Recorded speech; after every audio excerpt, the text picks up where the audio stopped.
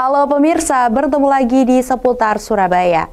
Roy Suryo dan Dr. Tifa selaku terlapor kasus pencemaran nama baik Presiden ke-7 Republik Indonesia Joko Widodo terkait tudingan ijazah palsu menyambangi Komnas HAM pada Rabu 21 Mei 2025. Ia melaporkan pihak penyidik Mabes Polri atas laporan Jokowi lantaran adanya dugaan pelanggaran hak asasi dan juga kriminalisasi dalam kasus ijazah palsu.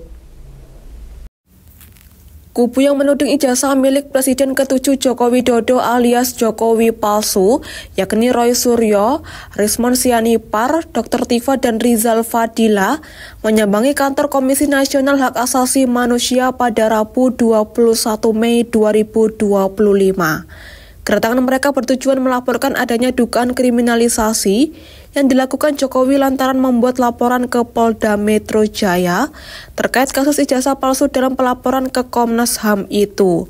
Kozinudin menyebut pihaknya menyampaikan komplain tentang penggunaan pasal Undang-Undang Informasi dan Transaksi Elektronik yang digunakan tim hukum Jokowi untuk menyangkal Roy Suryo CS. Bismillahirrahmanirrahim. Jadi guna dari Komisi Nasional Hak Asasi Manusia adalah menjamin hak asasi dari manusia rakyat Indonesia itu sendiri. Yang kami rasakan adalah adanya perlakuan tidak adil dari seseorang yang akan menggunakan alat negara untuk kemudian menyalahgunakan undang-undang yang sebenarnya digunakan bukan untuk tujuannya. Jadi jelasnya adalah Undang-Undang ITE yang alhamdulillah saya termasuk perancangnya bersama dengan rekan-rekannya itu tidak digunakan untuk itu, tapi dipaksakan untuk kemudian digunakan menjerat masyarakat biasa yang kemudian bahkan tujuannya adalah sebenarnya untuk ilmu pengetahuan. Yang kami pertanyakan itulah hak publik untuk bertanya, dan pertanyaan itu adalah pertanyaan standar, pertanyaan biasa.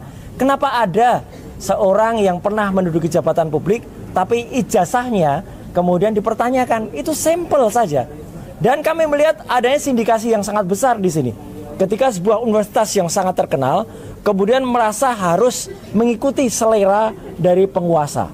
Jadi itu yang kami laporkan kepada Komnas HAM, dan insya Allah Komnas HAM bisa kemudian, tadi yang saya dengar Pak Lulu dan Mbak Grace juga berkomunikasi dengan salah satu komisionernya Pak Ulil, dan moga-moga kami nanti bisa melihat perkembangan dan guna dari Komnas HAM ini, dan bahkan kami tidak hanya berhenti di sini karena kami akan menyampaikan ini ke level yang lebih tinggi lagi.